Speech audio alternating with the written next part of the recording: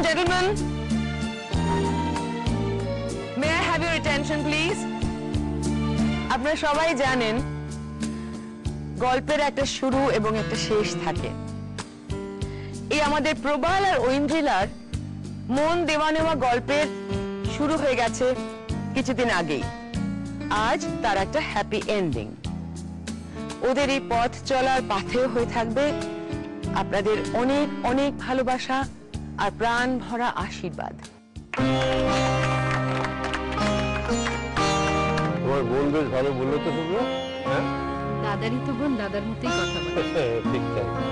এবার আপনাদের সকলের অনুমতি নিয়ে প্রবাল আর ঐন্দ্রিলার 4 হাত এক করার ব্যবস্থা করি। Get ready, yeah? Please come. আসো।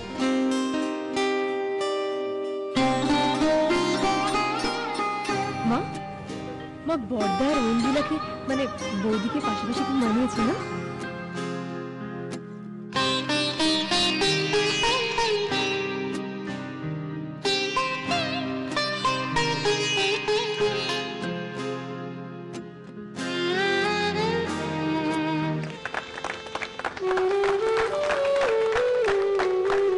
এখন আমাদের আরেকটু কিছু কাজ বাকি আছে।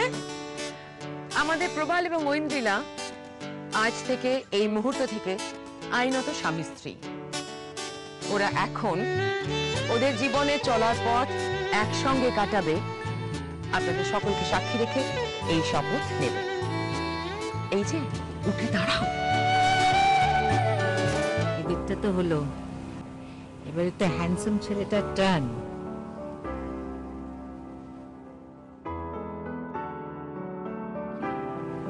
নার্ভাস লাগছে? একটু। সে মেয়েটা কোথায় গেল বলতো? অনেকক্ষণ থেকে তো তাকে দেখতেই পাচ্ছি না। আশেপাশে কোথাও আছে নিশ্চয়ই। আমি ডিসাইড করে ফেলেছি শ্রেয়া, অনেক হয়েছে, আর না। আজ থেকে সব লুকোচুরি বন্ধ। আমার লজ্জা, আমার সংকোচের জন্য আমি সত্যি কথাটা এতদিন মুখ ফুটে কাউকে বলতে পারিনি। তবে আজ বলবো, সবার সামনে। সবাই জানে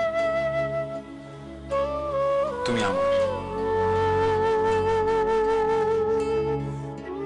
শুধু আমার।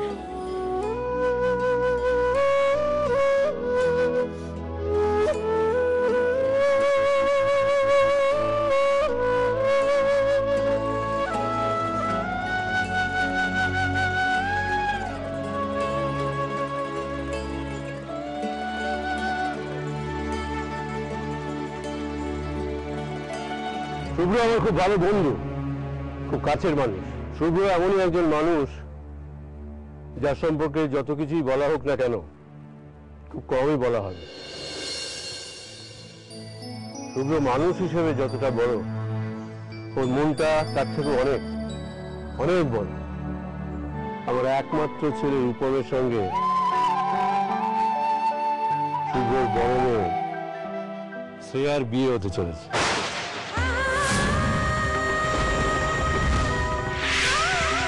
বিয়ের কথা ফাইনাল হয়ে গেছে, তবে ডেট নট ইয়েট ডিসাইডেড। আজ সেটা সত্যি হতে চলেছে।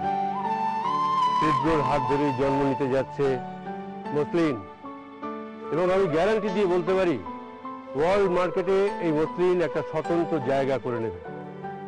তাই শুভ্রর মতো একজন অনেস্ট ট্যালেন্টেড মানুষের হাত ধরে আমি এই টেক্সটাইল বিজনেসে পার্টনার হতে চলেছি। ভাই